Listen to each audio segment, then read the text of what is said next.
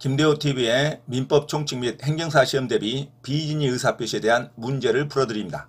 11번 민법상 비진위 의사표시로서 무효가 아닌 것을 모두 고른 것은 민법상 비진위 의사표시에 관한 조문이 107조에 규정되어 있습니다.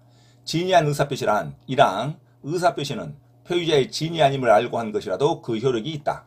그러나 상대방이 표의자의 진위 아님을 알았거나 이를 알 수 있었을 경우에는 무효로 한다. 2항 전항의 의사표시의 무효는 선의의 제3자에게 대항하지 못한다. 여기서 진위란 특정한 법률 행위에 있어서 의사표시를 하는 것을 말하는 것이지 진심으로 마음속에 바라는 사항을 뜻하는 것은 아닙니다. 진위란 특정한 의사표시를 하고자 하는 그 생각, 표의자의 의욕하는 의사일 뿐입니다. 표의자가 진심으로 마음속에서 바라는 사항을 뜻하는 것은 아닙니다. 비진위 표시의 특성은 비진위 표시의 동기나 이유는 비진위 표시에 영향이 없습니다. 비진위 표시를 한 자는 자기의 의사표시를 취소할 수 없습니다. 진위와 표시의 불이치를 표의자가 알고 한다는 점에서 착오와 구별이 됩니다. 상대방과 통정이 없다는 점에서 통정 허위 표시와 구별이 됩니다.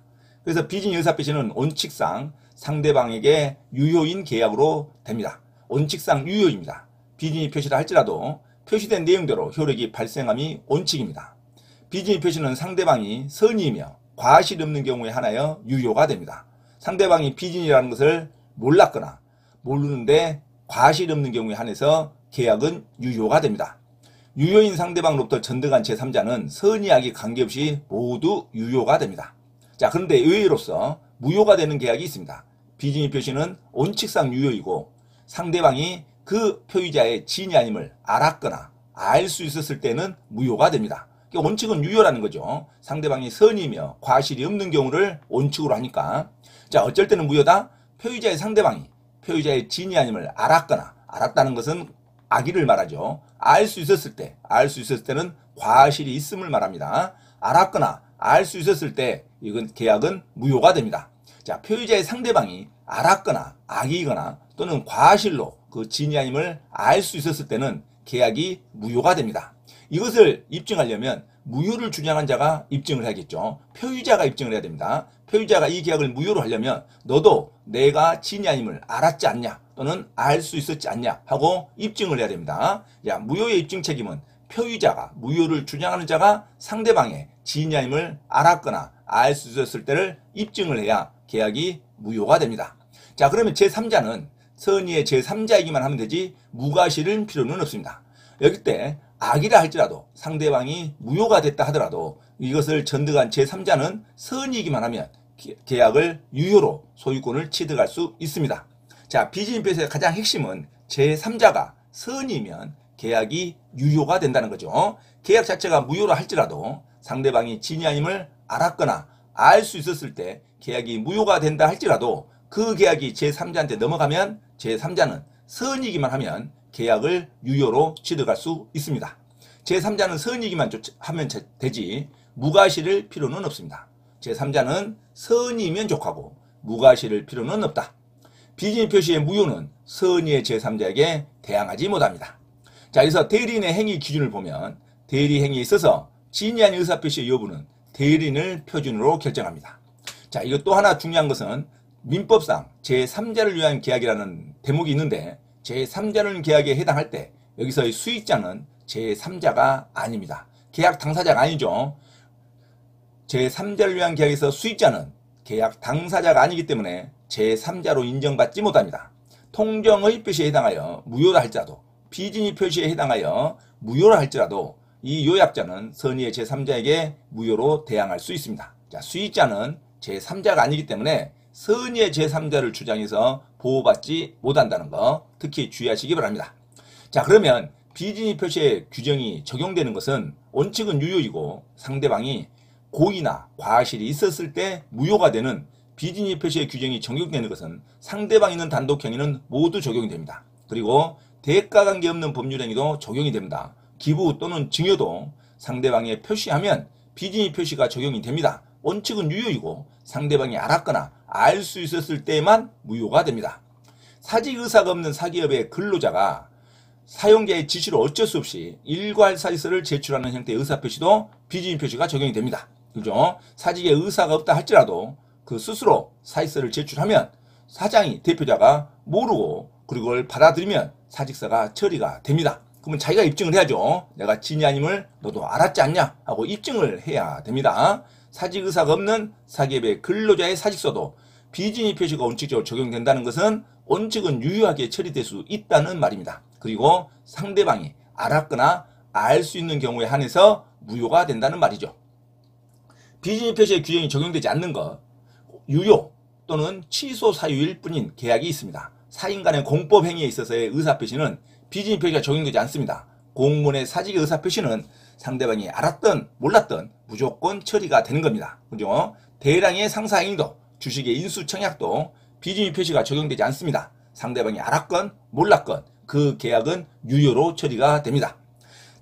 자의로 사직서를 제출한 중간퇴직의 의사표시도 사용자의 퇴직 권유에 의해서 의원 면직의 형식으로 근로관계를 종료시킨 경우 퇴직 권유를 할지라도 스스로 자기가 판단해서 제출한 사직서는 비진위 표시가 적용되지 않습니다.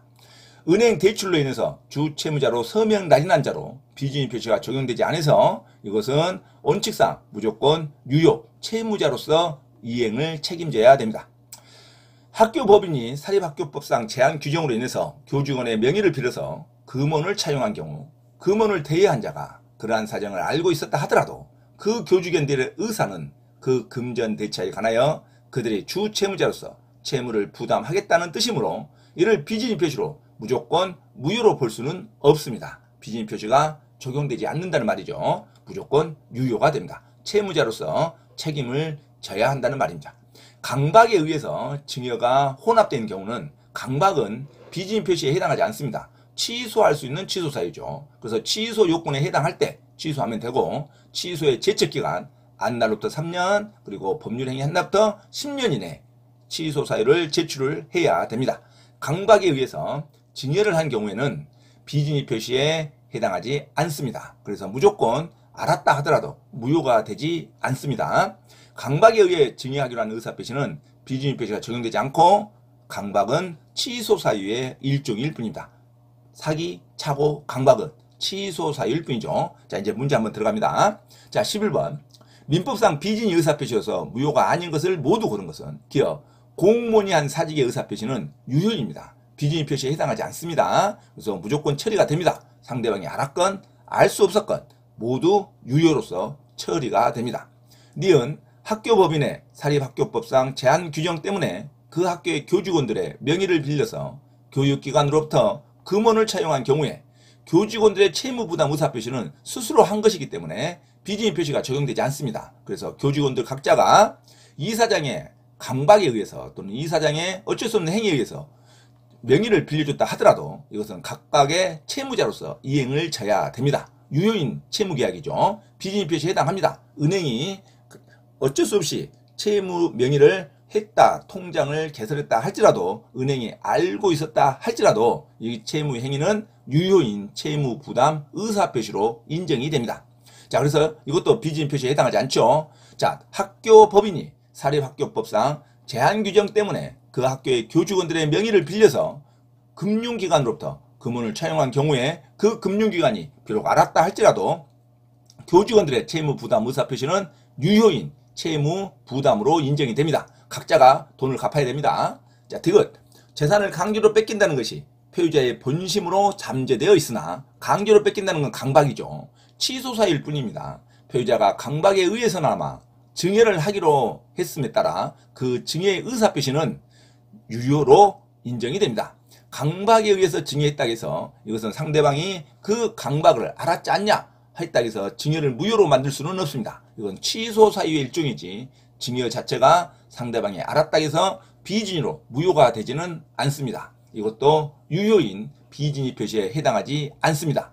그럼 민법상 비진위 의사표시로서 무효가 아닌 것 기억, 니은, 디귿 전부가 무효가 아닙니다. 비진위 표시에 해당하지 않습니다. 자, 기억, 공무원의 사직의 의사표시도 비진위에 해당하지 않아서 유효인 계약이 되는 거고, 니은, 학교 법인이 사립학교법상 제한 규정 때문에 그 학교의 교직원들의 명의를 빌려서 금융기관으로부터 금원을 차용한 경우에 교직원들의 채무 부담 의사표시도 유효가 됩니다. 비진위 표시에 해당하지 않습니다.